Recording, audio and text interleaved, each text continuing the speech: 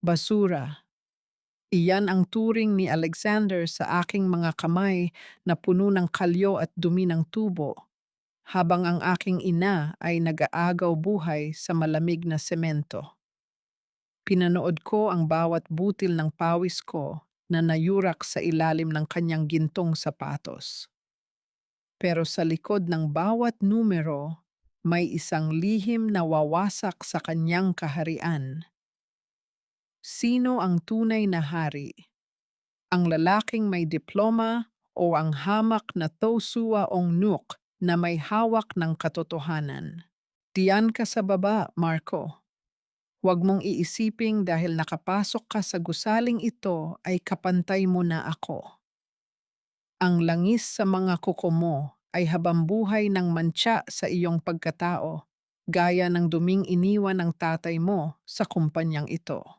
Malamig at puno ng pandidiri ang boses ni Alexander Valderrama habang nakatayo ito sa gitna ng marangyang banyo ng kanyang executive suite. Ang bawat salita niya ay tila isang marahas na sampal na yumanig sa katahimikan ng gabi. Sa kanyang harapan, si Marco ay nananatiling nakaluhod sa malamig na marmol na sahig. Ang kanyang mga bisig ay basa ng maruming tubig mula sa tumatagas na tubo na kanina pa niya pilit na inaayos. Ang kaisa-isang hiling ni Marco sa gabing iyon ay hindi ang bayad sa kanyang serbisyo, kundi ang pirma ni Alexander sa mga dokumento ng insurance na magliligtas sa buhay ng kanyang may sakit na ina. Naramdaman ni Marco ang panginginig ng kanyang mga daliri habang mahigpit niyang hawak ang isang kalawanging liabe. Kaninang umaga pa siya gising, binagtas ang malawak na kalsada ng Maynila, bitbit ang kanyang mabigat na toolbox, tinitiis ang gutom at pagod para lamang makarating sa Alvarado Holdings.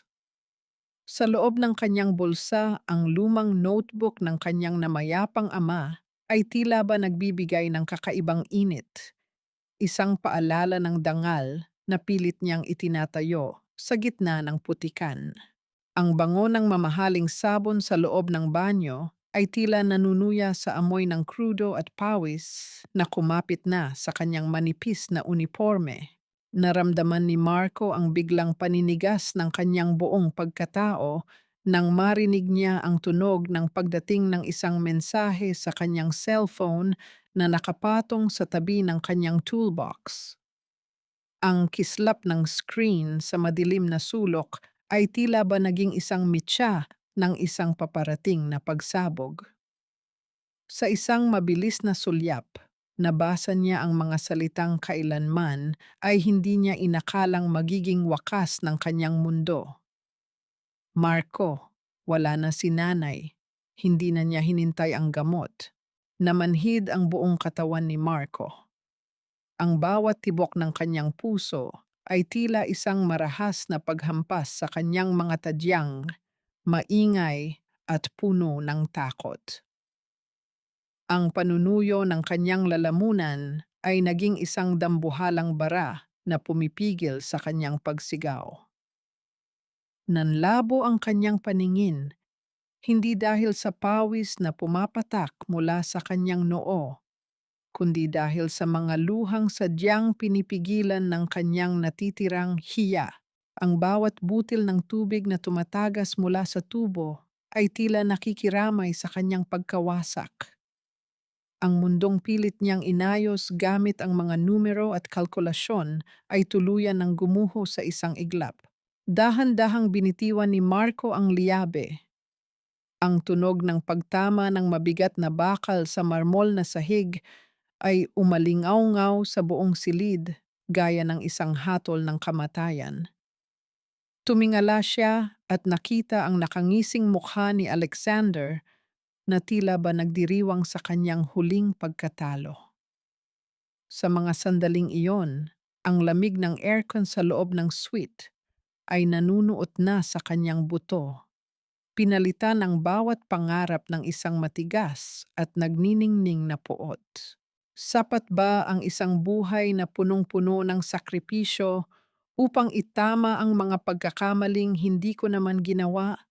At kailan kaya darating ang araw na ang bawat numerong aking itinatago ay magsisilbing apoy na tutupok sa inyong mapagmalaking kaharian? Ang isang patay ay hindi na nakapagsasalita, kaya huwag mong asahan na ang katarungan ay kusang lilitaw mula sa hukay.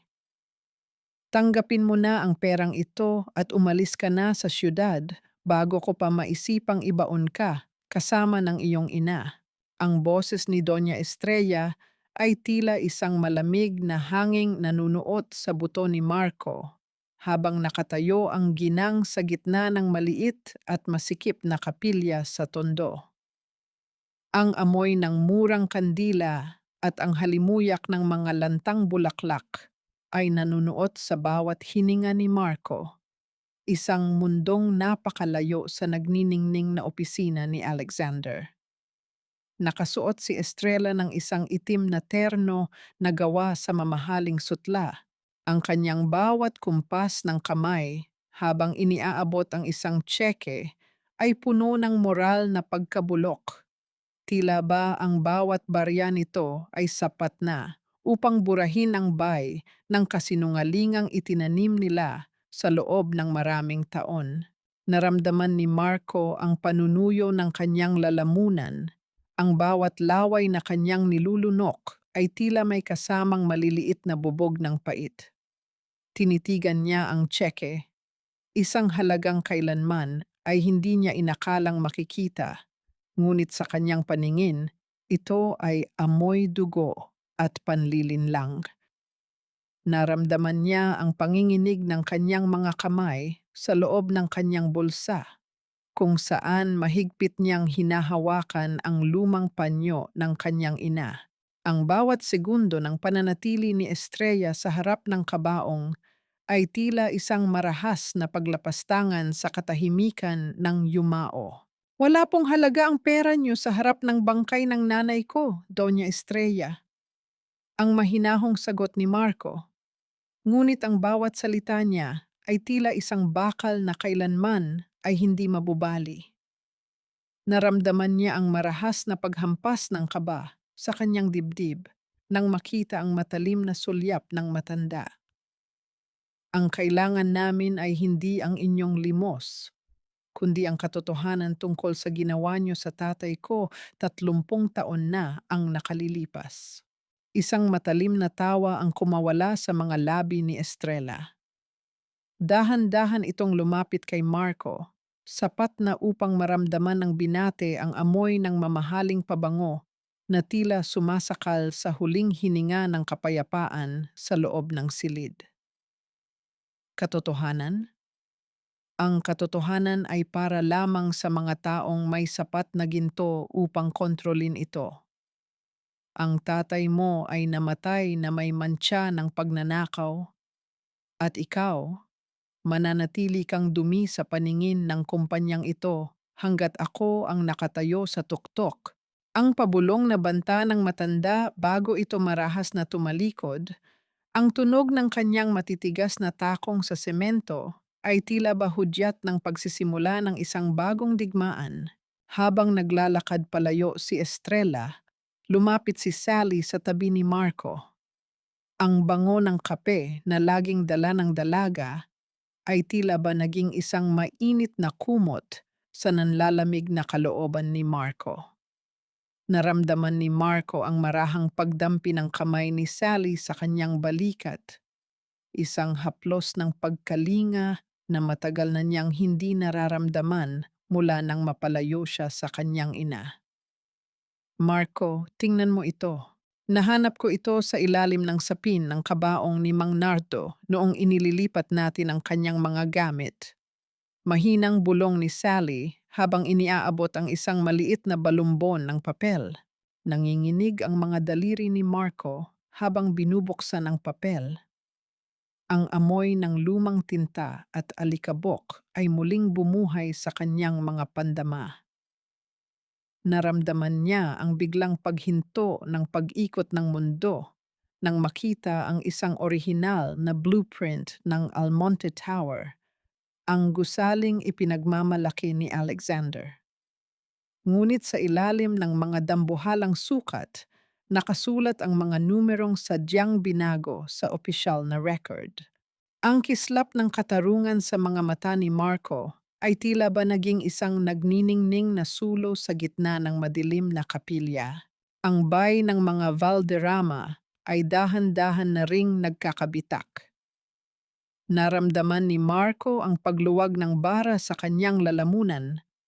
Ang bawat sakripisyo niya sa dumi ng tubo ay nagbunga na ng isang lihim na kailanman ay hindi inaasahan ng mga taong nagnakaw ng kanyang buhay. Tumingala siya sa langit, kung saan ang maitim na ulap ay nagsisimula ng bumalot sa buwan. Sapat ba ang isang pirasong blueprint upang itama ang lahat ng pighati ng nakaraan? O ang pagkakatuklas naming ito ay siya ring magsisilbing huling hantungan ng huling pagkakataon namin upang makabangon mula sa putikan? Japajay Somongs. Hindi lang katarungan ang kailangan nyo, Marco. Kailangan nyo rin ng kapatawaran para sa mga taong naging bahagi ng inyong pagbagsak, kabilang na ang sarili kong ama. Ang boses ni Sally ay tila isang marahang ihip ng hangin na nagpatahimik sa ingay ng kuyapo sa malalim na gabi. Nakaupo sila sa ilalim ng aandap-andap na bumbilya ng kanyang maliit na kariton ng kape, habang sa harap ni Marco ay nakalatag ang lumang notebook at ang blueprint na nahanap nila. Naramdaman ni Marco ang panunuyo ng kanyang lalamunan. Ang bawat salita ni Sally ay tila isang bagong latay sa kanyang puso. Inamin ng dalaga na ang kanyang ama ay dating foreman sa Valderrama Group na tinakot ni Doña Estrella upang tumahimik tungkol sa mga substandard na materyales na ginamit sa Golden Tower, ang mismong proyektong naging mitya ng pagbagsak ni Mang Nardo. Naramdaman ni Marco ang panginginig ng kanyang mga daliri habang binubuklat ang notebook ng ama. Ang bawat numero at simbolo na nakasulat doon ay tila ba musikang siya lamang ang nakakaintindi. Sa loob ng maraming taon, inakala ng mundo na ang mga kalkulasyong ito ay gawa ng isang hibang. Ngunit sa talino ni Marco, dahan-dahang nabubuo ang isang algorithm ng katotohanan. Hindi lang ito basta math, Sally. Ito ang trail ng pera. Ang bawat bawas sa tibay ng semento may katumbas na dagdag sa account ni Rico at Doña Estrella, yang madiin na bulong ni Marco. Ang kanyang mga mata ay nagniningning sa katarungang matagal ng ipinagkait. Isang marahas na tunog ng pagpreno ng sasakyan ang biglang bumasag sa katahimikan ng eskinita. Ang nakabubulag na headlight ng isang humaharurot na itim na SUV ay tumama ng diretso sa kinalalagyan nila. Naramdaman ni Marco ang mabilis na paghampas ng kaba sa kanyang dibdib. Tila ba ang bawat buto sa kanyang katawan ay nanigas sa tindi ng tensyon. Sa isang iglap, marahas na hinila ni Marco si Sally patungo sa likod ng isang dambuhalang posteng semento, saktong-sakto bago tumama ang sasakyan sa kariton ng kape. Ang tunog ng pagkawasak ng kahoy at ang pagtalsik ng mga tasa ng porselana sa semento ay tila ba hudyat ng simula ng isang madugong paniningil.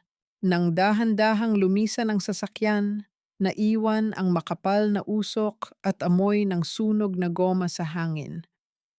Nanginginig ang buong katawan ni Sally habang nakakapit sa braso ni Marco. Naramdaman ni Marco ang panunuyo ng kanyang bibig nang mapansin ang huling pahina ng notebook na nalaglag malapit sa putikan. Doon, sa pinakaibaba, ay may nakasulat na 3 numero sa pulang tinta. Tila ba sadyang idiniin ng kanyang ama bago ito mawala. 714.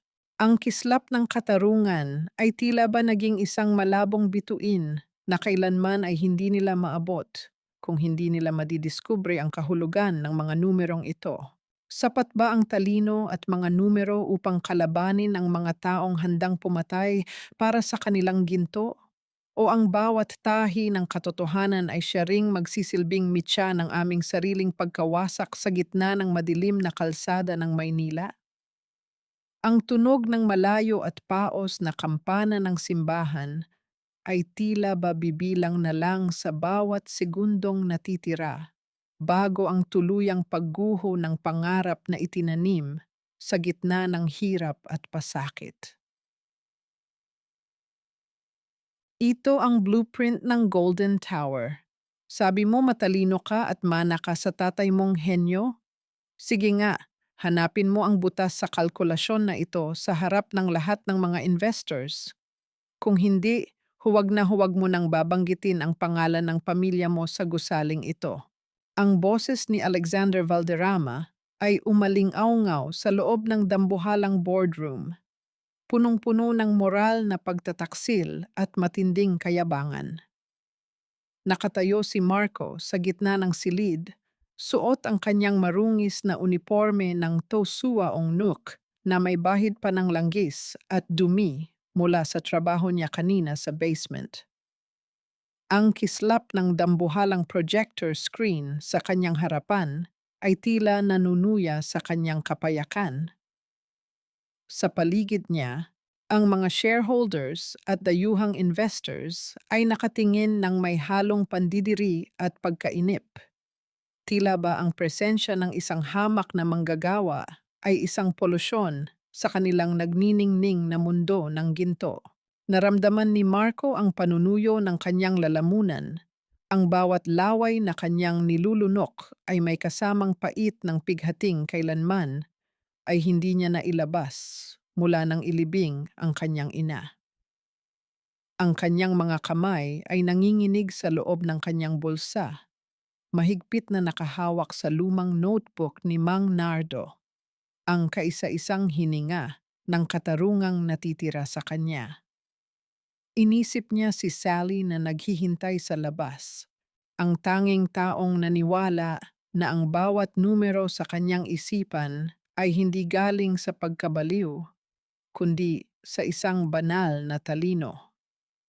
Ang bango ng mamahaling kape sa loob ng silid ay tila sumasakal sa kanyang hininga, lalong nagpapadama sa kanya ng kanyang pagiging maliit sa harap ng imperyo ng mga Valderrama.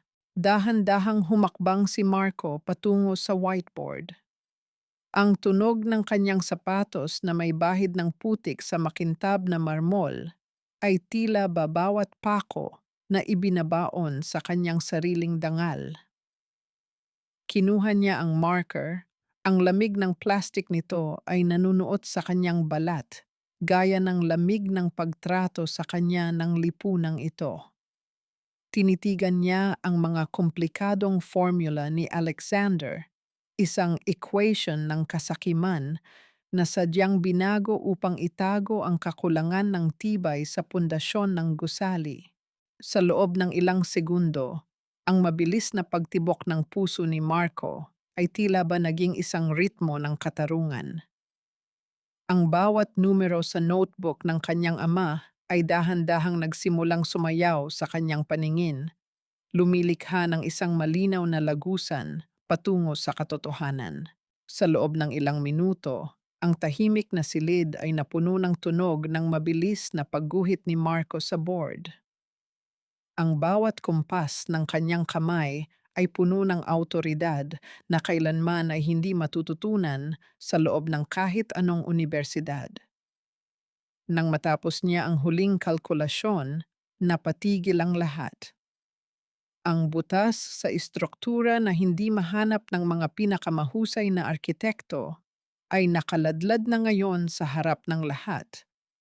Isang kamalian na maaaring maging mitya ng kamatayan ng libu-libong tao. Lahat dahil sa pagnanakaw ng pamilya Valderrama sa semento at bakal, namutla si Alexander. Ang kanyang mapagmataas na tindig ay dahan-dahang gumuho nang mapagtanto niyang ang basura na minaliit niya ay ang siyang mismong humukay sa kanyang sariling libingan sa harap ng mga investors. Ngunit sa gitna ng katuwaan ng katarungan, naramdaman ni Marco ang isang malamig na presensya sa kanyang gilid. Lumapit si Doña Estrella, ang bango ng kanyang mamahaling pabango ay tila naging amoy ng kamatayan nang bumulong ito sa kanyang tenga, sapat na upang siya lamang ang makarinig. Pinatay ko ang pangalan ng tatay mo noon gamit ang isang pirasong papel, Marco. Huwag mong isiping hindi ko kayang gawin ang parehong bagay sa buhay mo ngayon. May mga numerong hindi mo kayang kalkulahin at isa na doon ang halaga ng iyong huling hininga. Naramdaman ni Marco ang paghinto ng pag-ikot ng mundo habang pinapanood ang papalayong anyo ng matanda. Sapat ba ang talino upang iligtas ang katarungan mula sa kamay ng mga taong handang pumatay para sa kanilang ginto? O ang aking tagumpay sa gabing ito ay siya ring magsisilbing huling hudyat ng aking sariling pagkawasak sa ilalim ng mga anino ng mansyong Valderrama. Ang pinakamasakit na katahimikan ay hindi ang kawalan ng tunog, kundi ang pagitan ng dalawang pusong dati ay magkapatid ang turingan, ngunit ngayon ay pinaghiwalay na ng pader ng ginto at kasinungalingan. Ang bango ng mainit na barako ay dahan-dahang humahalo sa malamig na hangin ng gabi sa gilid ng kalsada kung saan nakatayo ang maliit na kariton ni Sally. Nakaupo si Marco sa isang lumang silya, ang kanyang mga mata ay nakatitig sa kawalan habang ang init ng baso ng kape ay nanunuot sa kanyang nanginginig na mga palad. Naramdaman niya ang panunuyo ng kanyang lalamunan nang muling umalingaw-ngaw sa kanyang isipan ang banta ni Doña Estrella. Ang bay ng karangyaan ay tila ba isang dambuhalang anino na dahan-dahan siyang nilalamon, anuman ang talino ng kanyang mga numero. Dahan-dahang lumapit si Sally, bitbit ang isang piraso ng biko na maingat na binalot sa dahon ng saging. Ang marahang pagdampi ng kanyang kamay sa balikat ni Marco ay tila ba isang banal na haplos na nagpatahimik sa nagngangalit na bagyo sa loob ng dibdib ng binate. Marco, kumain ka muna. Alam kong mabigat ang dala mo. Pero hindi ka pwedeng lumaban nang walang laman ang sikmura, ang mahinang pangaral ni Sally. Ang boses niya ay puno ng isang katapatang hindi kailanman naramdaman ni Marco sa loob ng Valderrama Tower. Isang mapait na ngiti ang sumilay sa mga labi ni Marco. Alam mo, Sal, dati kaming magkaibigan ni Alexander. Noong bata pa kami, bago pa malaman ng tatay ko ang tungkol sa pagnanakaw ni Rico, panimula ni Marco. Ang bawat salita niya ay tila isang pagbubukas ng isang lumang sugat na matagal nang natakpan ng alikabok ng panahon. Ikinuwento niya kung paano sila naglalaro sa ilalim ng mga dambuhalang crane, kung paano sila naghahati sa isang pirasong tinapay, at kung paano siya tinatawag ni Alexander na kapatid bago tuluyang lasunin ng ginto ang isipan nito. Naramdaman ni Marco ang biglang paninigas ng kanyang buong pagkatao nang mapansin niya ang isang itim na sasakyan na dahan-dahang huminto sa kabilang panig ng kalsada. Ang bintana nito ay bahagyang nakabukas at sa loob ng dilim, nakita niya ang mga mata ni Alexander na nakatitig sa kanila. Ang tunog ng mabilis na paghinga ni Marco ay sumabay sa mahinang ugong ng makina ng sasakyan. Hindi niya alam kung gaano nakatagal doon si Alexander o kung narinig ba nito ang bawat salita ng kanyang pangungulila. Sa loob ng sasakyan, nanginginig ang mga kamay ni Alexander habang mahigpit niyang hawak ang isang lumang medalya na nahanap niya sa loob ng kanyang desk kanina. Isang medalyang may nakaukit na pangalan, Marco at Alex. Ang kislap ng lumang pilak sa ilalim ng aandap-andap na ilaw ng poste ay tila ba naging isang marahas na kuryente na gumising sa kanyang natutulog na budhi. Naramdaman ni Alexander ang panunuyo ng kanyang bibig. Ang lalaking pilit niyang pinapabagsak, ang lalaking tinawag niyang basura ay ang kaisa-isang hininga ng kanyang masayang kabataan na sadyang binura ng kanyang ina. Sapat ba ang isang medalyang kinalawang na upang pagdugtungin ang nagkakabitak-bitak na ugnayan ng dalawang pusong pinaghiwalay ng poot? O ang pagkakatuklas na ito ni Alexander ay siya ring magsisilbing huling hantungan ng huling pagkakataon nilang maitama ang tamang timpla ng kanilang buhay.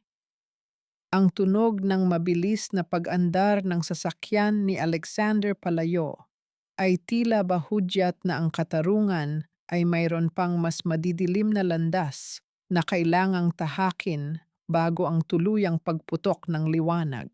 Siya sa tiyamamsam. Itapon mo ang pirasong bakal na iyan, Alexander. Huwag mong hayaang mabulag ka ng mga alaalang sadyang itinanim ng isang traidor upang sirain ang ating pamilya. Nakakalimutan mo na ba kung sino ang dahilan kung bakit maagang naging ulila ang iyong ama? Ang boses ni Doña Estrella ay tila isang malamig na haplos ng sutla na may nakatagong mga karayom habang nakatayo siya sa loob ng kanyang madilim na silid. Nakatitig siya sa kanyang anak na si Alexander, na ngayon ay hawak ang lumang medalyang nag-uugnay sa kanila ni Marco. Ang bango ng mamahaling kandila sa silid ay tila sumasakal sa hininga ni Alexander, habang ang bawat salita ng kanyang ina ay dahan-dahang lumalason sa munting kislap ng katotohanang nahanap niya kanina sa kalsada. Naramdaman ni Alexander ang panunuyo ng kanyang lalamunan. Ang bawat laway na kanyang nilulunok ay tila may kasamang pait ng pag-aalinlangan. Pero ma, si Nardo, ang tatay ni Marco, sabi niyo noon ay nagnakaw lang siya. Ngunit bakit parang may iba pang kwento? Ang pabulong na tanong ni Alexander, ang kanyang mga mata ay nagmamakaawa para sa katuwiran. Isang matalim na tawa ang kumawala sa mga labi ni Estrella. Dahan-dahan siyang lumapit at hinaplos ang pisngi ng kanyang anak, isang haplos na punong-puno ng pekeng pagmamahal. Listen to me, Alexander. Ganyan sila kagaling manlinlang. Ipinanganak silang mga ahas. Hindi lang pondo ang ninakaw ni Nardo, ninakawan niya rin tayo ng buhay. Noong gabing gumuho ang lumang warehouse, si Nardo ang huling taong nakita sa control room. Siya ang pumatay sa tatay mo dahil hindi siya pinagbigyan sa kanyang mga luho. At ngayon, ang anak niyang si Marco ay narito para ituloy ang nasimulan ng kanyang ama, ang sirain ka, sirain ang kumpanya, at agawin ang lahat ng pinaghirapan natin. Naramdaman ni Alexander ang biglang paninigas ng kanyang buong pagkatao. Ang bay ng gaslighting ni Estrella ay naging matagumpay. Ang pagmamahal na dahan-dahang sumisibol sa kanyang puso ay mabilis na pinalitan ng isang nagngangalit na poot na sadyang pinaliyab ng kanyang ina. Ang bawat tibok ng kanyang puso ay tila naging isang marahas na paghampas ng martilyo sa bakal. Ang kislap ng medalya sa kanyang kamay ay tila naging isang marahas na paalala ng pagkakanulo. Kung ganoon, hindi sila dapat bigyan ng kahit anong pagkakataon. Ang malamig na deklarasyon ni Alexander, ang kanyang boses ay tila isang bakal na kailanman ay hindi mabubali. Kinuha niya ang kanyang cellphone at mabilis na tinawagan si Rico. Rico, putulin niyo ang supply ng tubig sa buong komunidad ni na Marco. Ngayon din, Ipakita niyo sa kanila kung anong pakiramdam ng mawalan ng hininga sa loob ng sarili nilang dumi. Pagsapit ng madaling araw, ang katahimikan sa barangay ni na Marco ay binasag ng tunog ng tuyong mga gripo. Ang amoy ng alikabok at tuyong lupa ay nanunuot sa bawat bintana habang ang mga tao ay nagsisimulang magkagulo dahil sa kawalan ng tubig. Nakatayo si Marco sa gitna ng kalsada, hawak ang isang basong walang laman habang nakatitig sa dambuhalang Valderrama Tower sa malayo. Ang bay ng kasamaan ay tuluyan ng sumara at sa pagkakataong ito, hindi lang ang kanyang dangal ang nasa panganib, kundi ang buhay ng bawat pamilyang umaasa sa kanya. Sapat ba ang mga numero at kalkulasyon upang ibalik ang agos ng buhay sa isang tuyot na lupain? O ang marahas na utos ni Alexander ay siya ring magsisilbing huling hantungan ng huling hibla ng kanilang pagkakaibigan? Ang tunog ng mabilis na paghinga ni Marco ay ang tanging naririnig sa gitna ng nakabibinging katahimikan ng mga tuyong tubo. Tila ba bibilang na lang sa bawat segundong natitira bago ang tuluyang pagbagsak ng kanyang katuwiran. Huwag kang hihingi ng tubig sa mga taong sadyang tinuyo mo ang lalamunan, Marco. Magsanay ka ng mabuhay sa disyerto dahil sa kumpanyang ito, ang bawat patak ng iyong pawis ay pag-aari na namin. Ang boses ni Rico ay tila isang matalim na kutsilyong humihiwa sa bawat hininga ni Marco habang nakatayo sila sa tapat ng dambuhalang main valve ng Valderrama Tower. Sa labas, ang hiyaw ng mga taga-barangay na naghahanap ng tubig ay tila ba musikang nagpapasaya sa operations manager, habang si Sally ay pilit na inilalayo ng mga gwardya sa kalsada. Naramdaman ni Marco ang panunuyo ng kanyang lalamunan at ang bawat laway na kanyang nilulunok ay tila may kasamang maliliit na bubog ng pagsisisi dahil sa kanyang pansamantalang pananahimik noon. Ngunit sa gitna ng tensyon, isang kakaibang tunog ang narinig ni Marco mula sa kailaliman ng semento, isang mahinang panginginig na tila ba nanggagaling sa naghihingalong puso ng gusali. Ang bawat hibla ng kanyang pagkatao ay biglang naging alerto. Ang kanyang talino sa mga numero ay mabilis na kumilos gaya ng isang mabilis na agos ng tubig.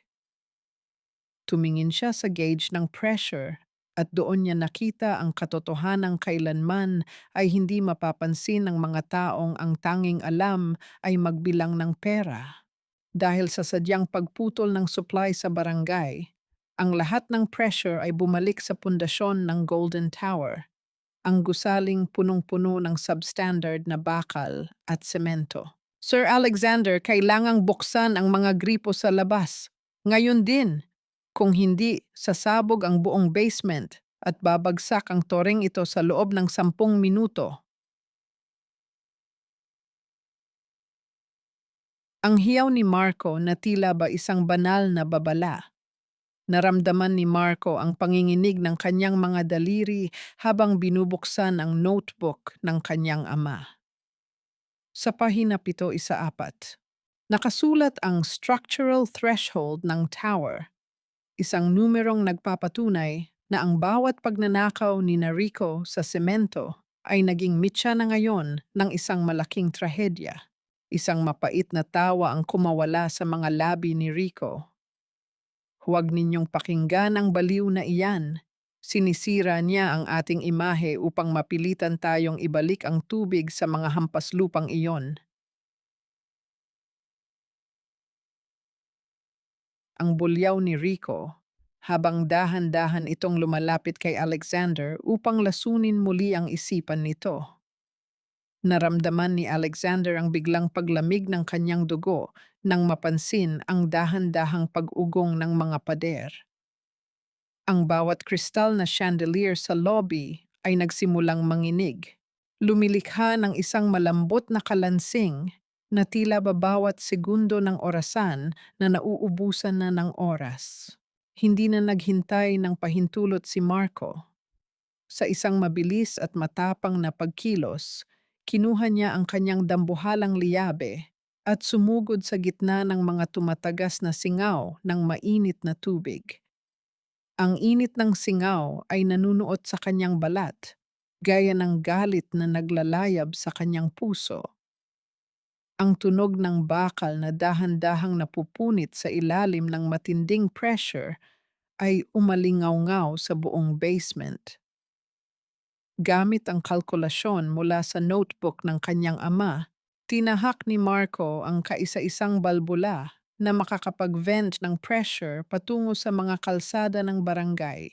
Sa bawat pagpihit ni Marco sa matigas na bakal, nararamdaman niya ang bawat buto sa kanyang katawan na tila ba bibigay na sa tindi ng hirap. Ngunit ang imahe ni Sally at ng kanyang namayapang ina ang nagpapanatili sa kanyang lakas. Nang sa wakas ay bumukas ang huling switch, isang malakas na tunog ng hanging kumakawala ang pumuno sa silid, kasunod ng dahan-dahang paghinto ng panginginig ng mga pader. Ang katarungan ay pansamantalang nagtagumpay sa pamamagitan ng mga kamay na laging may bahid ng grasa. Nang dahan-dahang lumabas si Marco mula sa makapal na usok, sinalubong siya ng nakabibinging katahimikan. Nakatayo si Alexander sa tapat niya, ang anyo ay puno ng gulat at hindi maipaliwanag na pag-aalinlangan. Ngunit bago pa man makapagsalita ang CEO, marahas na humakbang si Rico patungo sa mga autoridad na kabubukas lang ng pinto ng basement. Iposas niyo ang taong iyan! Siya ang sumira sa mga tubo! Pinagtangkaan niyang pabagsakin ang Valderrama Tower dahil sa galit niya sa atin. Ang madiin na paratang ni Rico habang nakaturo ang nanginginig nitong daliri kay Marco. Naramdaman ni Marco ang panunuyo ng kanyang lalamunan, ang bay ng kasamaan ay muli nang bumubukas upang lunurin ang katotohanang sadyang iniligtas niya. Sapat ba ang pagliligtas sa buhay ng mga taong nagnakaw ng iyong dangal upang makuha ang kanilang tiwala? O ang kabayanihang ito ni Marco ay siya ring magsisilbing huling hantungan ng kanyang kalayaan sa ilalim ng mga kasinungalingan ni Rico. Ang tunog ng pagpihit ng bakal na posas ay tila ba musikang nagbabadya ng isang madugong labanan na kailanman ay hindi niya mapagtataguan sa loob ng mga numero. Isang pirasong papel lang ang halaga ng buhay ng babaeng iyan sa akin, Marco. Ibigay mo ang notebook ng tatay mo o panoorin mong dumanak ang bango ng kape at dugo ni Sally sa maruming sementong ito. Ang boses ni Rico ay tila isang nakakarinding huni ng ahas sa gitna ng abandonadong warehouse ng Valderrama Group. Nakatayo siya sa tapat ni Marco na ngayon ay nakatali sa isang lumang silya habang sa kabilang sulok ay nakita niya si Sally. Ang dalaga ay nakagapos, may busal ang bibig, at ang kanyang mga mata ay punong-puno ng takot na kailanman ay hindi nakita ni Marco sa masayahing tindera ng kape. Ang bango ng kape na laging kumakapit sa damit ni Sally ay mabilis na nilalamon ng amoy ng kalawang at alikabok sa loob ng gusali. Naramdaman ni Marco ang panunuyo ng kanyang lalamunan, isang bara na tila bagawa sa semento na ayaw lumubog. Ang bawat laway na kanyang nilulunok ay may kasamang pait ng pighati nang mapagtantong pati ang kaisa-isang taong naniwala sa kanya ay dinala sa impyernong ito. Ang bawat tibok ng kanyang puso ay tila isang marahas na paghampas ng martilyo sa kanyang dibdib, maingay at puno ng galit na pilit niyang ikinukulong. Tumingin siya kay Sally at nakita ang isang butil ng luha na dahan-dahang gumagapang sa pisngi nito. Isang luhang hinaluan ng abo ng kanilang nagdurugong pangarap. Nasa bulsa ko, ang notebook, ang garalgal na bulong ni Marco. Naramdaman niya ang panginginig ng kanyang mga daliri sa likuran ng kanyang likod. Ngunit sa likod ng kanyang mga mata, ang kanyang bow ng thin tie ay mabilis na kumikilos. Inaalala niya ang bawat formula ng kanyang ama. Alam niyang ang buy ni Rico ay ang makuha ang trail ng mga ninakaw na pondo na nakatago sa loob ng mga algorithm ng notebook. Sa gitna ng tensyon, nakagawa si Marco ng isang marahas na desisyon. Gagamitin niya ang kanyang talino upang maglatag ng sarili niyang patibong sa loob ng mga numero. Dahan-dahang kinuha ni Rico ang notebook mula sa bulsa ni Marco. Ang tunog ng pagpihit ng mga pahina ay umaling-awngaw sa tahimik na warehouse gaya ng hudyat ng kamatayan. Sa wakas, ang susi sa bilyon-bilyong halaga ng Valderrama ay nasa kamay ko na. Ang mapanuyang tawa ni Rico na sinundan ng isang matalim na sulyap kay Sally.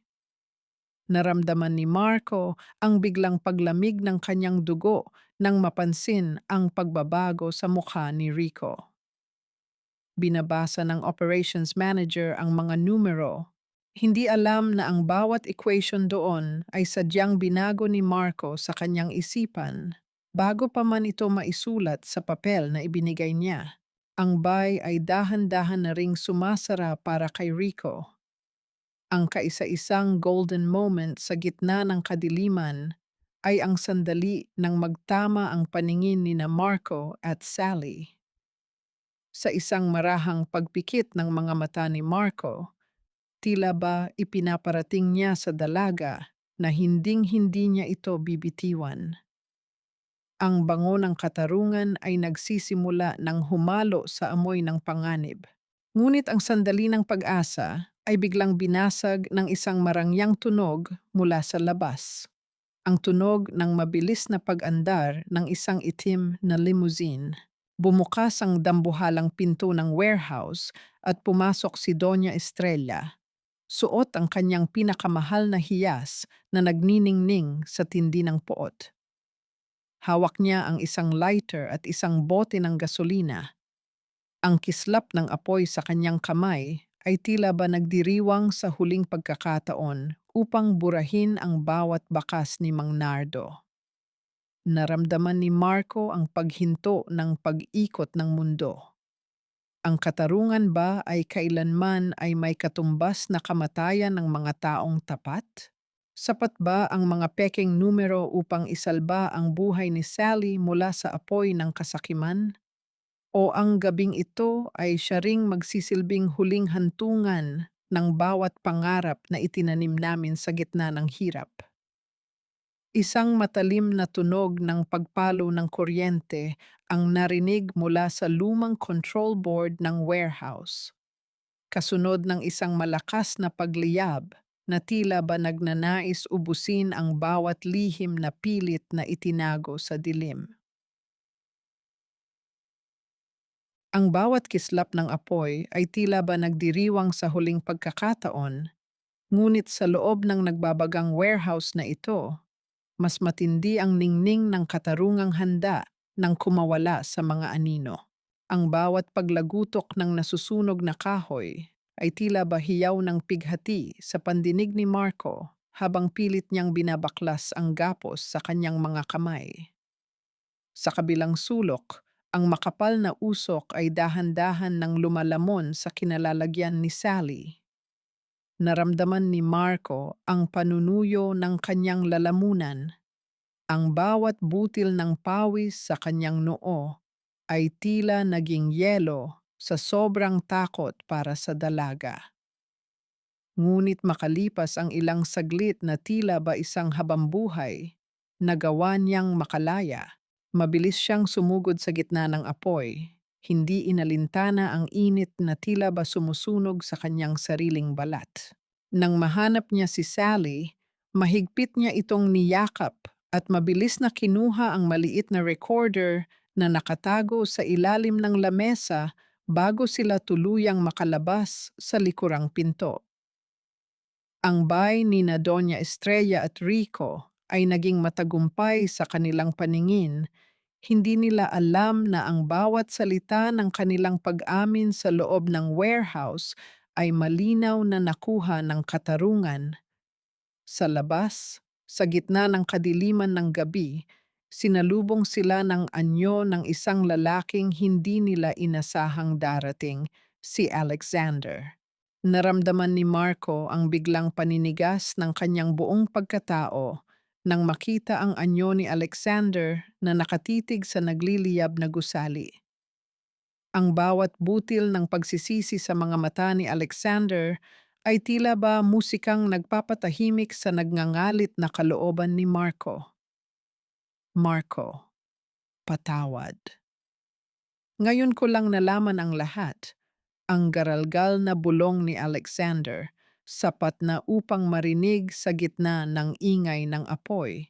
Inabot ni Alexander ang isang package kay Marco. Isang itim na kahon na naglalaman ng mga alahas na sadyang ninakaw ni Rico mula sa kanyang ina noon. Ang katotohanan ay tila isang dambuhalang alon na dahan-dahan nang humuhugas sa bawat maling akala sa pagitan nila. Lumipas ang ilang oras at ang buong kumpanya ng Valderrama Group ay nababalot ng tensyon para sa paparating na Investors Summit. Ito ang gabi ng huling pagtutuos. Sa loob ng dambuhalang ballroom, ang kislap ng mga diamante at ang bango ng mamahaling wine ay tila nanunuya sa bawat dusa na dinanas ni na Marco sa tondo. Nakatayo si Doña Estrella sa gitna ng entablado, nagpapanggap na isang reyna ng karangalan, hindi alam na ang bawat kumpas ng kanyang kamay ay tila bawat segundo ng orasan na nauubusan na ng baterya. Sa loob ng isang lihim na silid sa tabi ng ballroom, nagsama-sama si Marco, si Sally, at ang legal team na sadyang binuo ni Alexander sa ilalim ng anino.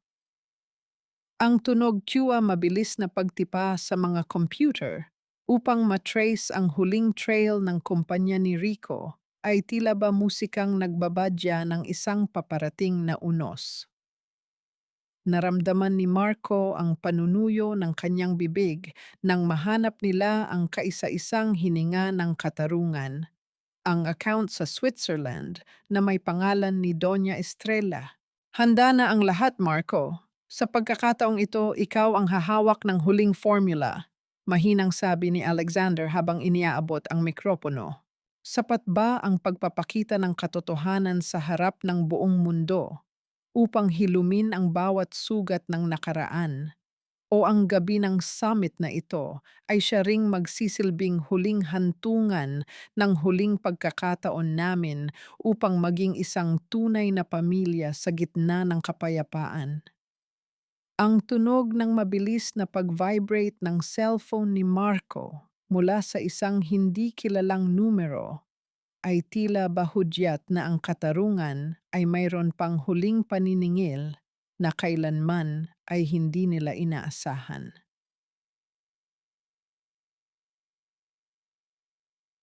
Ang bawat kislap ng diamante sa gabing ito ay tila ba mga mata ng isang mapanghusgang langit. Naghihintay lamang sa tamang sandali upang ilantad ang bawat dumi na pilit ninyong ikinukubli sa likod ng inyong karangyaan. Ang boses ng MC ay umalingaw-ngaw sa buong Grand Ballroom ng Manila Regency, punong-puno ng sigla na tila ba isang banal na pagdiriwang ng tagumpay.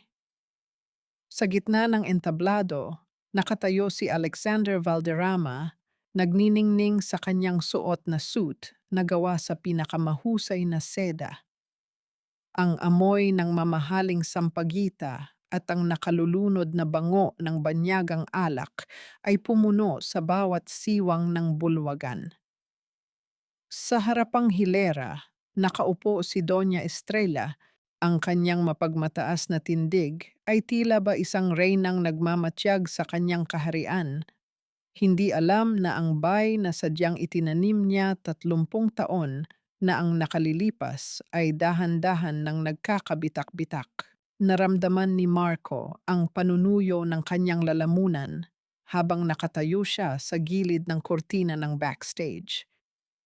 Sa pagkakataong ito, hindi siya nakasuot ng marungis na uniforme ng Tosua o Nuk. Nakasuot siya ng isang simpleng asul na polo shirt.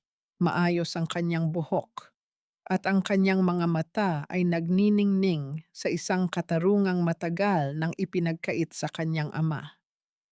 Ang bawat tibok ng kanyang puso ay tila isang mabilis na kompas ng tambol, naghahanda para sa huling pagtutuos. Sa tabi niya, hinawakan ni Sally ang kanyang kamay, isang haplos na punong-puno ng tiwala na tila ba naging isang mainit na kumot sa nanginginig niyang kalooban. Ladies and gentlemen, to prove the perfection of our Golden Tower project, I challenge anyone to find a single error in our structural algorithm. And who else is better to test than our resident genius plumber? Ang mapanuyang bulyaw ni Alexander sabay turo sa kinalalagyan ni Marco. Ang nakabubulag na ilaw ng spotlight ay biglang tumama sa anyo ni Marco, dahilan upang mapasinghap ang mga panauhin. Ang bawat tawa ng mga elitistang investors ay tila ba mga talim na dahan-dahang humihiwa sa dangal ni Marco, gaya ng ginagawa nila sa kanyang ama noon. Dahan-dahang lumakad si Marco patungo sa gitna ng entablado. Ang tunog ng kanyang mga sapatos sa makintab na marmol ay lumikha ng isang ritmo ng katuwiran, maingay at puno ng katiyakan. Nang maabot niya ang podium, naramdaman niya ang paninigas ng kanyang buong pagkatao nang makita ang nakangising mukha ni Rico sa gilid. Inabot ni Marco ang mikropono. Ang lamig ng bakal nito ay nanunuot sa kanyang balat, gaya ng lamig ng realidad ng kahirapan. Tumingala siya sa dambuhalang screen kung saan nakaladlad ang mga numero ng proyekto, ang mga numerong magiging hatol sa buong pamilya Valderrama. Ang mga numero, Alexander, ay hindi kailanman nagsisinungaling. Ang tanging nagsisinungaling ay ang mga taong gumagamit nito upang itago ang nagbubulok na budhi sa likod ng matatayog na gusali.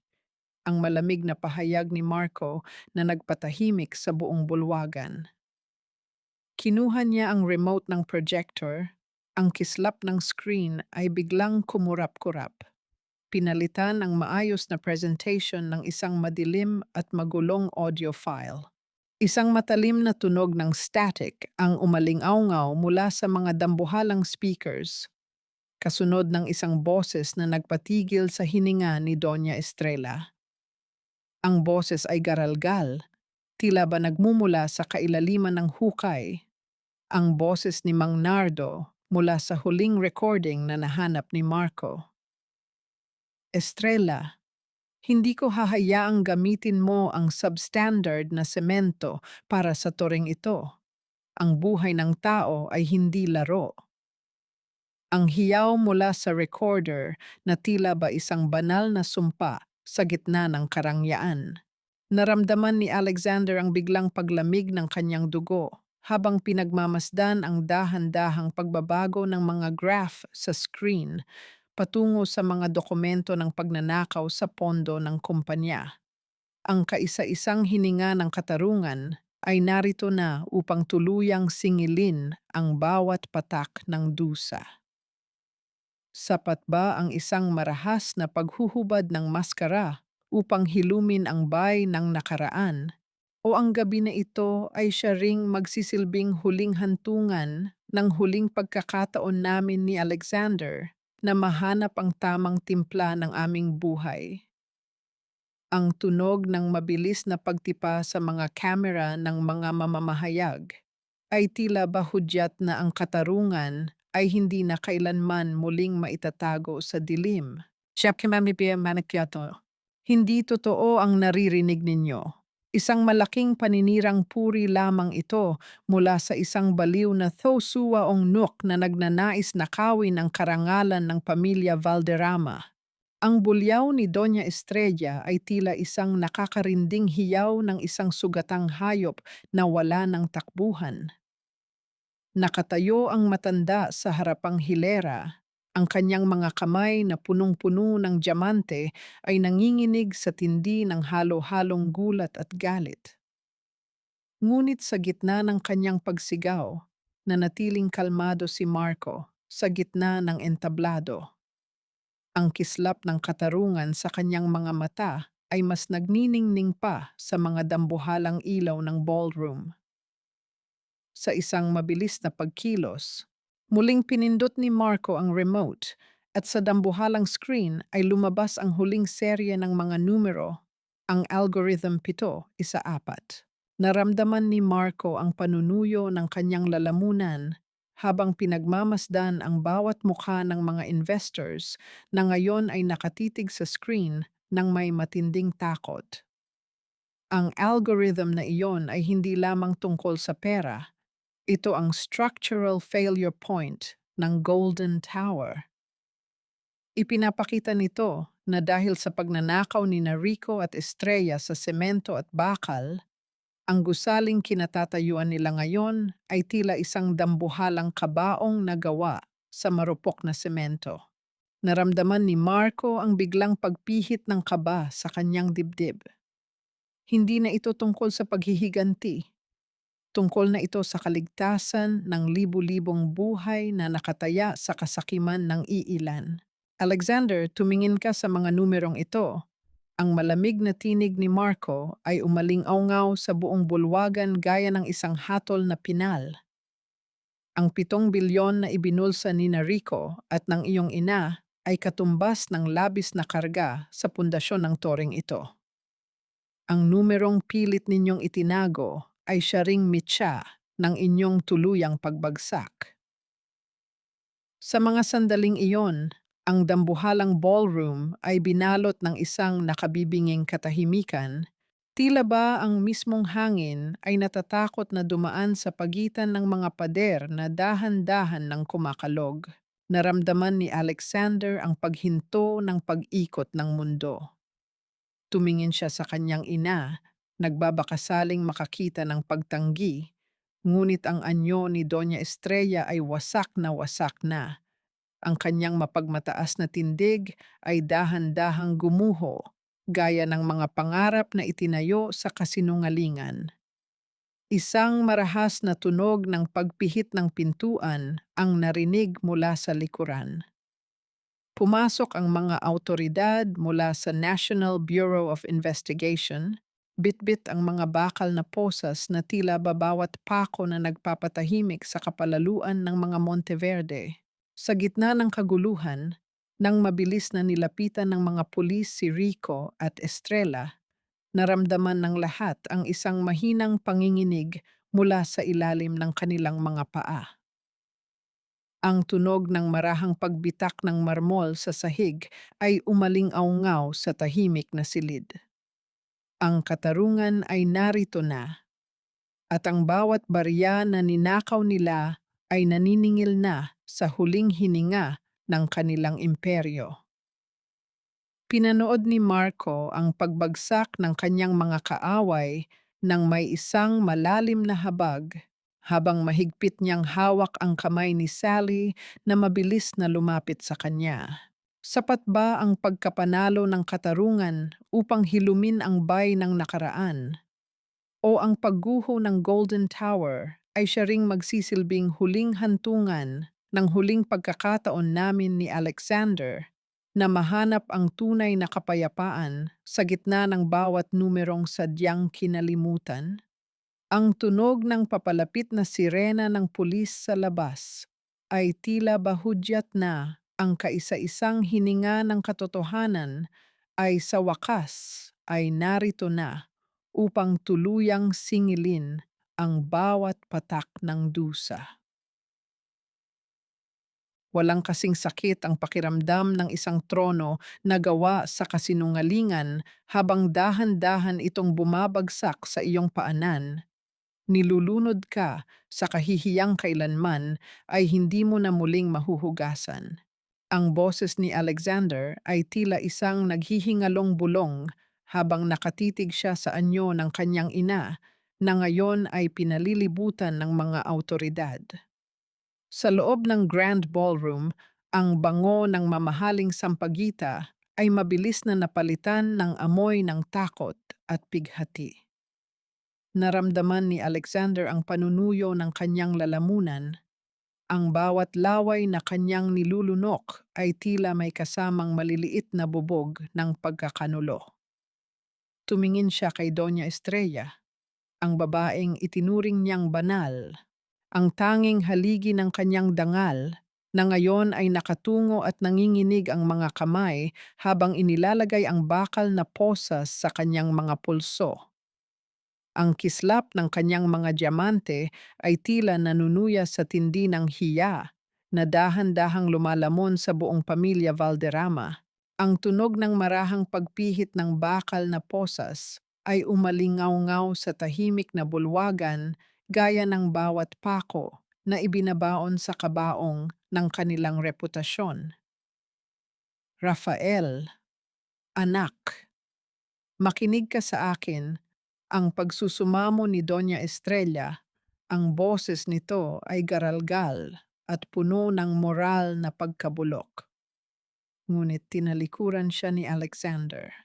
Naramdaman ng binate ang biglang paglamig ng kanyang dugo nang mapagtanto niyang ang bawat butil ng yaman na tinatamasa niya ay nanggaling sa dugo at pawis ng mga taong sadyang pinahirapan ng kanyang ina.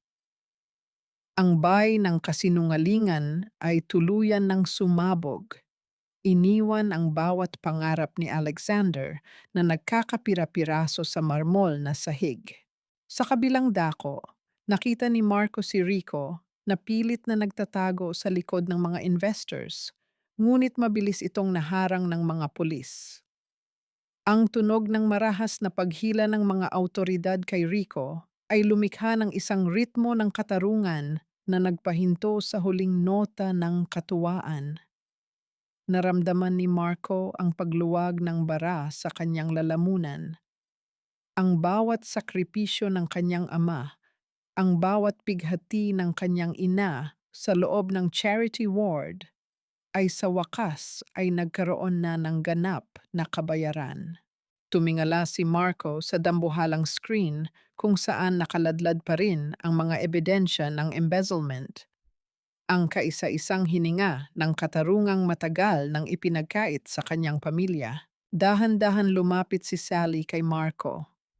Hinawakan ng dalaga ang magaspang na kamay ni Marco. Ang init ng palad nito ay tila naging isang mainit na kumot sa nanginginig na kalooban ng binate. Tapos na, Marco. Malaya na si Mang Nardo sa bawat maling hinala. Mahinang bulong ni Sally habang ang isang butil ng luha ng pasasalamat ay dahan-dahang gumagapang sa kanyang pisngi.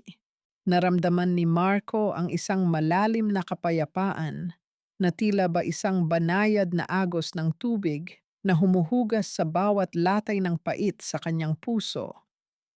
Ang kislap ng katarungan sa kanyang mga mata ay hinaluan ng isang malalim na habag para sa kaibigang si Alexander na ngayon ay wasak na wasak ang pagkatao. Ngunit sa gitna ng pag-aaresto, madiing hinawakan ni Doña Estrella ang braso ng isang opisyal at humarap kay Marco. Ang kanyang mga mata ay nanlilisik pa rin sa tindi ng poot na tila ba isang apoy na ayaw mamatay. Akala mo ba nanalo ka na? Maaaring makuha niyo ang kumpanyang ito. Pero hinding-hindi niyo mababalik ang huling sandali ng tatay mo. Ang hiyaw ng matanda na sinundan ng isang matalim na tawa. Sa gitna ng kanyang galit, isang revelasyon ang biglang lumabas mula sa kanyang mga labi. Isang katotohanang nagpatigil sa tibok ng puso ni Alexander. Inamin ni Estrella na hindi lang falsification ang ginawa niya. Siya ang sadyang nag-utos kay Rico na i-lock ang control room noong gabing gumuho ang warehouse, tinitiyak na walang takbuhan si Mang Nardo sa gitna ng kapahamakan. Naramdaman ni Marco ang biglang paninigas ng kanyang buong pagkatao. Ang bayba ng nakaraan ay mayroon pang mas madidilim na siwang na kailanman ay hindi niya inasahan.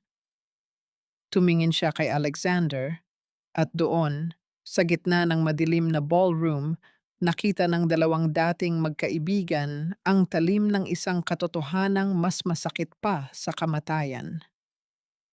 Sapat ba ang katarungan upang hilumin ang isang sugat na sadyang ginawa ng isang magulang o ang pagbagsak ng Imperyong Valderrama ay siya ring magsisilbing huling hantungan ng huling pagkakataon ni na Marco at Alexander na muling mahanap ang tamang timpla ng kanilang buhay? Ang tunog ng mabilis na pagtipa sa mga security camera ng hotel ay tila bahudyat na ang katarungan ay narito na upang tuluyang singilin ang bawat patak ng dusa habang ang anino ng katarungan ay dahan-dahan ng kumukumpas sa ilalim ng nagniningning na mga ilaw. Ang sikat ng araw sa sementeryo ay banayad na tumatagos sa malalaking puno ng nara, nagbibigay ng kulay ginto sa bawat marmol na naging saksi sa kaisa-isang hantungan ng bawat tao. Nakatayo si Marco sa tapat ng puntod ni Mang Nardo. Suot ang kanyang kaisa-isang barong Tagalog na bagamat simple ay nagniningning sa dangal. Wala na ang amoy ng dumi ng tubo.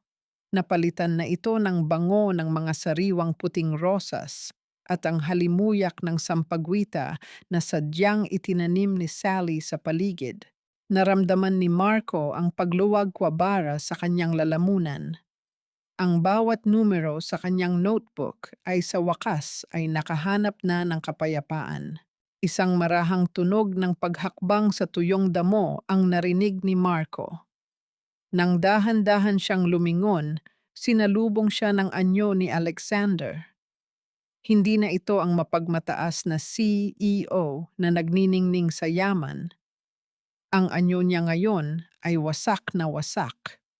Ang kanyang mga mata ay namumula sa puyat at ang kanyang balikat ay tila ba katumbas ng bigat ng buong Valderrama Tower. Naramdaman ni Alexander ang panunuyo ng kanyang lalamunan nang mapagtanto niyang ang bay na itinayo ng kanyang ina ay siya ring pumatay sa kanyang sariling kaligayahan. Sa harap ni Marco, dahan-dahang napaluhod si Alexander. Ang tunog ng pagtama ng kanyang mga tuhod sa lupa ay tila ba isang hudyat ng tuluyang pagpapakumbaba. Marco, patawad. Patawarin mo ako sa bawat sampal, sa bawat pananakit, at sa pagkabulag ko sa kasamaan ng sarili kong ina. Ang garalgal na pagsusumamo ni Alexander habang nakatungo sa harap ng puntod ni Mang Nardo.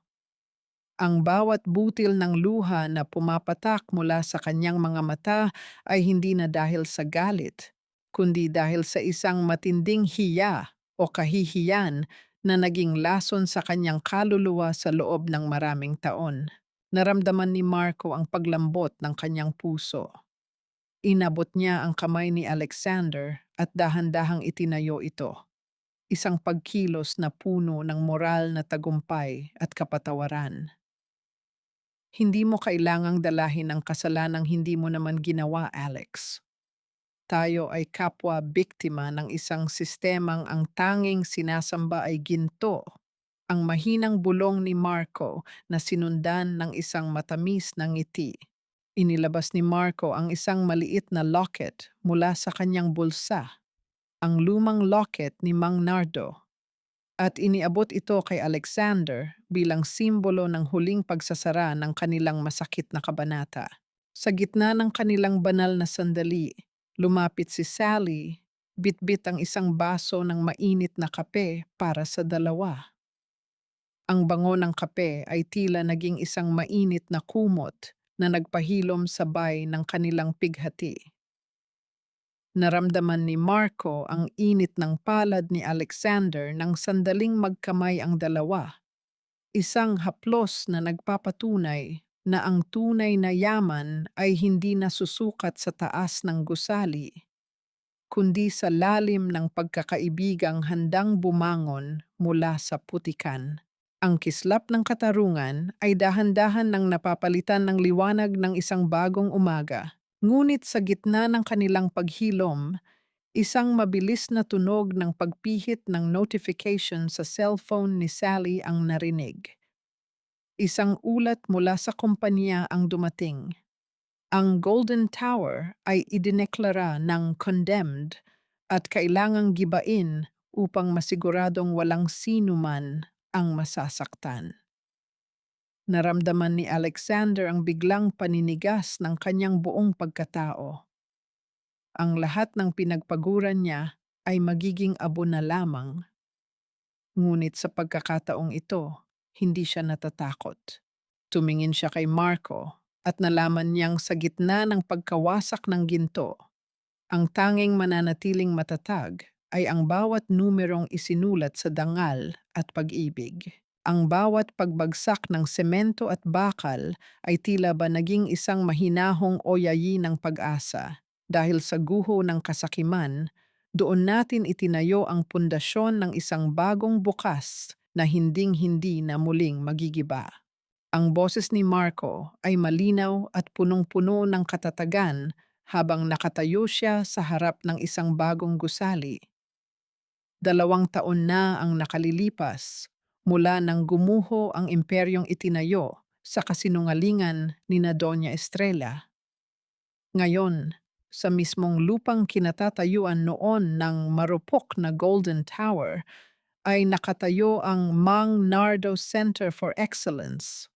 Ang bango ng mga bagong pinturang pader at ang halimuyak ng mga sariwang sampagita sa paligid ay tila isang banal na insensong naglilinis sa bawat sulok ng kumpanya. Wala na ang amoy ng dumi ng tubo, napalitan na ito ng bango ng mga pangarap na dahan-dahan ng namumukadkad. Naramdaman ni Marco ang panunuyo ng kanyang lalamunan nang makita niya ang isang grupo ng mga bata na masayang nagtatakbo patungo sa silid-aralan. Ang tunog ng kanilang mga tawa ay tila ba musikang nagpapatahimik sa bawat multo ng kanyang nakaraan. Hindi na siya nakasuot ng marunggis na uniforme ng Thosua Ongnuk. Nakasuot siya ng isang maayos na asul na polo shirt. Ang kanyang mga kamay na dati ay sanay sa bakal ay ngayon ay mahusay na humahawak sa tisa upang ituro ang sining ng mga numero sa susunod na henerasyon. Ang bawat kumpas ng kanyang kamay sa blackboard ay tila pagguhit ng isang katarungang kailanman ay hindi na muling maitatago sa dilim. Dahan-dahang lumapit si Sally sa kanyang tabi. Bitbit ang isang tray ng mga basong may lamang sariwang juice para sa mga guro. Ang bango ng kape na laging kumakapit sa dalaga ay tila naging pabango na ng kanilang bagong simula. Naramdaman ni Marco ang init ng palad ni Sally nang dahan-dahan nitong hawakan ng kanyang kamay sa ilalim ng sikat ng araw. Ang kislap ng katarungan sa kanilang mga mata ay hinaluan ng isang malalim na kaligayahang nahanap nila sa gitna ng payak na pamumuhay. Sa mga sandaling iyon, ang dambuhalang pader na naghihiwalay sa kanila noon ay tuluyan ng naglaho, pinalitan ng isang ugnayang itinahi sa katapatan. Nakahanda na ang lahat para sa unang graduation ng ating mga scholar, Marco. Siguradong matutuwa si Mang Nardo kung nakikita niya ang bunga ng kanyang notebook. Mahinang bulong ni Sally na sinundan ng isang matamis na ngiti. Naramdaman ni Marco ang pagluwag ng bara sa kanyang lalamunan. Ang bawat sakripisyo niya sa dumi ng semento ay nagkaroon na ng ganap na kabayaran. Tumingin siya sa malayo at nakita ang anyo ni Alexander na dahan-dahang pumapasok sa gate, hindi bilang isang CEO, kundi bilang isang simpleng volunteer na tumutulong sa pagtuturo ng sining sa mga bata. Ngunit sa gitna ng kanilang banal na sandali, Naramdaman ni Marco ang isang kakaibang panginginig mula sa kamay ni Sally. Dahan-dahang itinuon ng dalaga ang kanyang paningin sa kanyang sariling tiyan at doon, sa gitna ng katahimikan ng hapon, ay ibinulong niya ang isang lihim na nagpabilis sa tibok ng puso ni Marco. Isang lihim na tila ba naging huling piraso ng puzzle sa kanilang muling pagkabuo bilang isang pamilya. Marco, sa susunod na taon, may isa pang mag-aaral na tatawag sa iyo hindi bilang titser, kundi bilang papa. Naramdaman ni Marco ang biglang paghinto ng pag-ikot ng mundo sa sobrang katuwaan. Ang bawat butil ng luha sa kanyang mga mata ay hindi na dahil sa pait, kundi dahil sa isang pag-asang nagniningning gaya ng unang bituin sa gabing ito. Sapat ba ang isang bagong buhay upang tuluyan ng burahin ang bawat latay ng pighati sa aming nakaraan? O ang balitang ito ay siya ring magsisilbing huling hantungan ng huling pagkakataon naming mahanap ang tunay na tamis ng buhay sa gitna ng kapayapaan? Ang tunog ng mabilis na pagtipa sa mga piano keys mula sa music room ng center ay tila ba hudyat na ang kaisa-isang hininga ng katarungan ay narito na upang tuluyang magdiwang sa kislap ng katotohanan. Ang buong paligid ng Mang Nardo Center ay nababalot ng makukulay na banderitas na sumasayaw sa ihip ng preskong hangin. Ang amoy ng inihaw na litson, sariwang kakanin, at ang nanunuot na bango ng barako ay humahalo sa ingay ng masayang tawanan ng mga manggagawa. Hindi na ito ang mga hiyaw ng pighati. Ito ay ang awit ng isang bayang muling nahanap ang kanilang dangal. Nakatayo si Marco sa gitna ng bulwagan. Suot ang isang maayos na barong Tagalog. Ang kanyang mga mata ay nagniningning sa katarungang sa wakas ay naging kasing linis na ng bawat numerong kanyang isinusulat. Dahan-dahang lumapit si Alexander, bitbit ang isang makapal na folder na may gintong selyo. Sa harap ng lahat ng mga pamilya ng mga manggagawang dating inapi, yumukod ang dating CEO, isang pagmamano sa katotohanan na nagpatahimik sa buong paligid. Ladies and gentlemen, sa ngalan ng Pamilya Valderrama, narito ang Justice Fund na magsisilbing puhunan para sa bawat anak ng manggagawang ninakawan namin ng pagkakataon noon. Ito ay hindi pambayad sala, kundi simula ng aming mahabang pagbawi. Ang boses ni Alexander ay puno ng isang pagpapakumbabang kailanman ay hindi niya nahanap sa loob ng kanyang dambuhalang tore. Naramdaman ni Marco ang pagluwag ng bara sa kanyang lalamunan nang marinig ang marahas na pagpalakpak ng mga tao. Ang tunog ng pagtama ng mga palad ay tila ba musikang nagpapatahimik sa huling nota ng trahedya. Dinala ni Marco si Alexander sa tapat ng portrait ni Mang Nardo na ngayon ay nakasabit sa sentro ng center. Tay, nagawa na natin. Malaya na ang bawat numero sa iyong notebook. Ang pabulong na panalangin ni Marco na sinundan ng isang matamis na ngiti. Naramdaman niya ang isang marahang pagpalo sa kanyang balikat. Nang lumingon siya, nakita niya si Sally nagniningning sa kanyang puting bestida na sadyang idinisenyo para sa gabing ito. Sa gitna ng katuwaan, dahan-dahang hinawakan ni Marco ang kamay ni Sally sa ilalim ng nagniningning na mga bituin. Ang init ng palad ng dalaga ay tila naging isang mainit na kumot sa nanginginig niyang kalooban.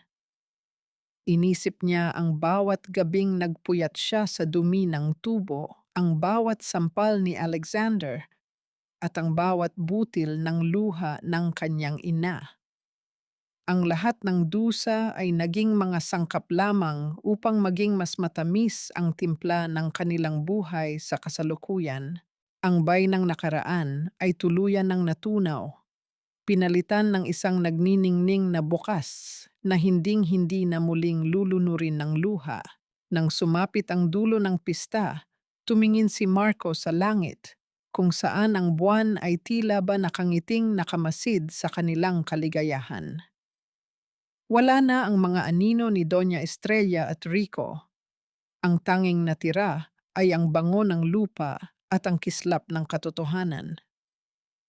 Ngunit sa gitna ng katahimikan, isang mabilis na sipa mula sa loob ng tiyan ni Sally ang nagpabalik sa kaisipan ni Marco sa hinaharap. Isang kaba ang muling pumulupot sa kanyang leeg, ngunit sa pagkakataong ito ay kaba ng sobrang pananabik para sa bagong buhay na kanilang sisimulan. Sapat ba ang pagtatayo ng isang imperyo ng trikato upang protektahan ang aming pangarap? O ang bawat numerong aming itinuro ay siya ring magsisilbing huling hantungan ng huling pagkakataon naming manatiling tapat sa aming pinagmulan?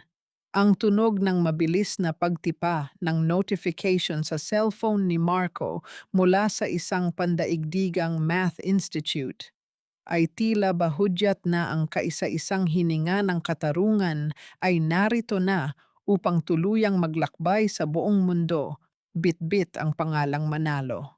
Ang sikat ng araw sa umagang iyon ay banayad na gumagapang sa malalaking bintana ng Mang Nardo Center, nagbibigay ng kulay ginto sa bawat hilera ng mga libro na naging saksi sa aking mahabang paglalakbay.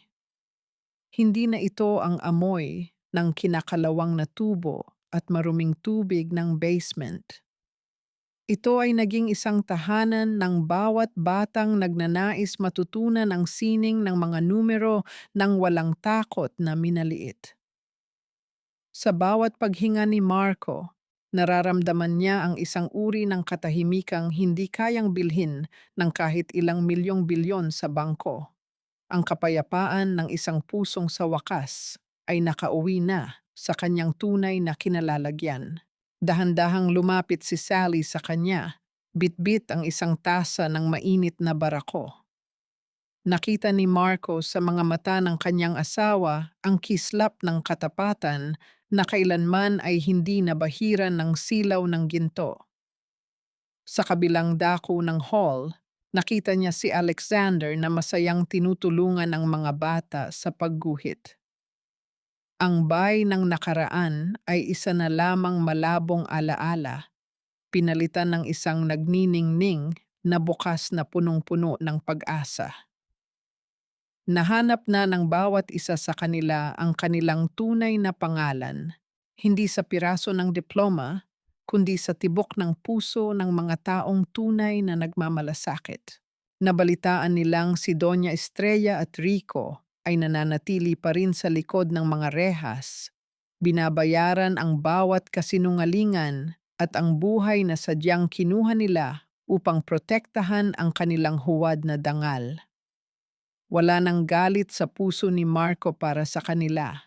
Ang kanyang pagpapatawad ay hindi nangangahulugang naging tama ang ginawa ni Estrella, kundi ang pagpili na palayain ang kanyang sariling kaluluwa mula sa kadena ng poot. Ang katarungan ay nakamit na sa paraang malinis at marangal, at ang bawat latay ng nakaraan ay nagsisilbi na lamang na paalala ng kanilang katatagan. Naramdaman ni Marco ang init ng palad ni Sally nang dahan-dahan itong humawak sa kanyang kamay habang pinagmamasdan nila ang mga batang nag-aaral. Everything is exactly where it should be, Marco. Mahinang bulong ni Sally na may kasamang matamis na ngiti. Ang buhay ay tila isang malawak na karagatan.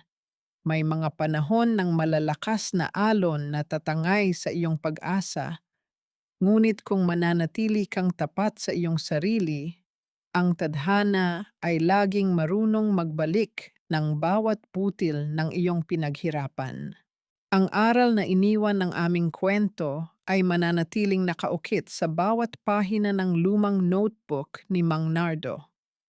na ang tunay na halaga ng isang tao ay hindi nasusukat sa kislap ng kanyang diamante, kundi sa linis ng kanyang budhi at sa tamis ng kanyang pagpapakumbaba. Sa huling sulyap ni Marco sa langit, isang matamis na ngiti ang sumilay sa kanyang mga labi. Ang haring itinapon sa putikan ay hindi lamang nakakuha ng kanyang korona. Nahanap namin ang isang kahariang hindi gawa sa ginto, kundi sa mga pusong nagkakaisa sa gitna ng katotohanan. Ang tamang timpla ng kaligayahan ay narito na, at hinding-hindi na ito muling mababaklas ng kahit anong bagyo. Chatong